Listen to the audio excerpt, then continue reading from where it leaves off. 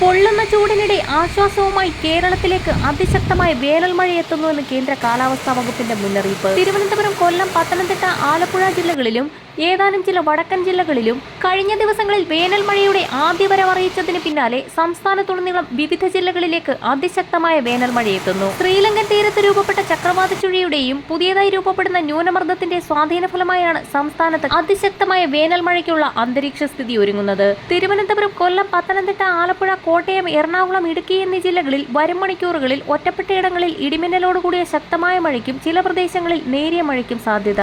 March 10 വരെ സാധാരണ മഴയ്ക്കും മാർച്ച് 10-ന് ശേഷം ഇടിമിന്നലോടുകൂടിയ ശക്തമായ വേനൽ മഴയ്ക്കുമാണ് സാധ്യത പ്രവചിക്കപ്പെട്ടിരിക്കുന്നത്. 24 മണിക്കൂറിൽ 64.5 മില്ലിമീറ്റർ മുതൽ 115.5 മില്ലിമീറ്റർ വരെ മഴ ലഭിക്കുമെന്നാണ് മുന്നറിയിപ്പിൽ വ്യക്തമാക്കിയിരിക്കുന്നത്.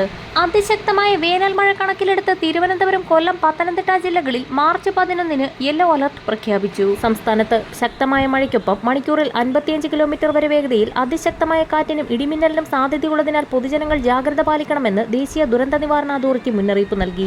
നാളെ തിരുവനന്തപുരം, കൊല്ലം, പത്തനംതിട്ട, ഇടുക്കി ജില്ലകളിലാണ് മഴ മുന്നറിയിപ്പ് നൽകിയിരിക്കുന്നത്. ഉച്ചയ്ക്ക് ശേഷവും വൈകുന്നേരങ്ങളിലും രാത്രി വൈകിയും ഇടത്തരം മഴയ്ക്കാണ് സാധ്യത. മാർച്ച് 11-ന് 3 ജില്ലകളിൽ മാത്രമാണ് യെല്ലോ അലർട്ട് ഉള്ളതെങ്കിലും ബാക്കിയുള്ള എല്ലാ ജില്ലകളിലും നേരിയതോ ഇടത്തരമായതോ ആയ മഴയ്ക്ക് സാധ്യതയുണ്ടെന്നാണ് കേന്ദ്ര കാലാവസ്ഥാ വകുപ്പിന്റെ അറിയിപ്പിൽ പറഞ്ഞിരിക്കുന്നത്. കാലാവസ്ഥാ മുന്നറിയിപ്പുകൾ കൃത്യമായി ലഭിക്കുന്നതിനായി ചാനൽ സബ്സ്ക്രൈബ് ചെയ്യാൻ മറക്കാതിരിക്കുക.